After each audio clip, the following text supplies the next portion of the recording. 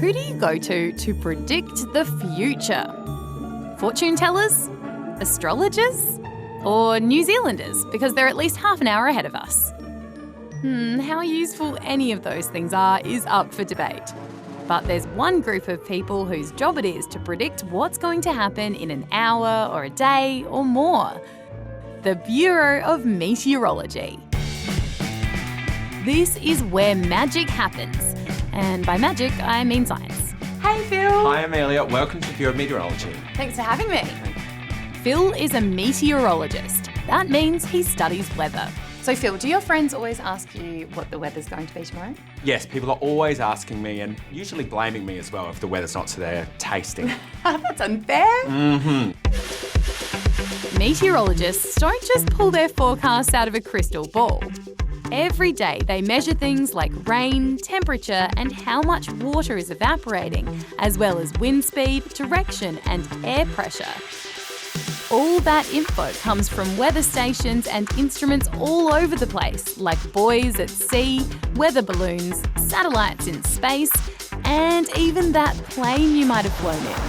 Oh, and also people like you and me. People who go out to their farm, maybe who go to their school, their post office, maybe even a police officer who goes down to the beach and tells us exactly what the weather's doing right there and right then. We make sure that they've got sort of industry standard equipment rather than just, what does my car and my thermometer in my car say right now, or how cold is it outside today, or throwing grass in the air. We kind of have to make sure that it's pretty legit. With all of that information and some serious computers to help crunch the data, meteorologists can track changes in the weather over time and find patterns which they use to figure out what it'll do next. And that's important because weather forecasting isn't just about knowing what to wear tomorrow. These guys can literally save lives. They provide info to pilots so they know it's safe to fly, and during emergencies like fires and floods, their work is super important. What we also do is provide briefings to government to make sure that people know the latest information about where the hazardous areas are, where fires are going to go, ultimately to keep people safe.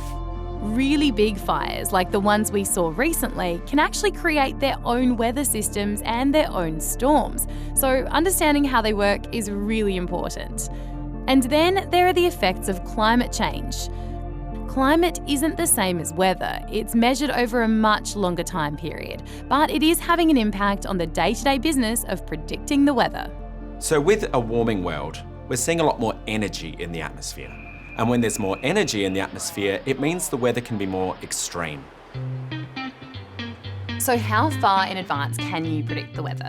We've got some fairly reasonable skill in terms of whether you need to pack a raincoat or an umbrella or put on extra sunscreen, maybe for an extra 7 to 10 days from now. Our research is getting better and better, and more time and money is being put into our computer modelling.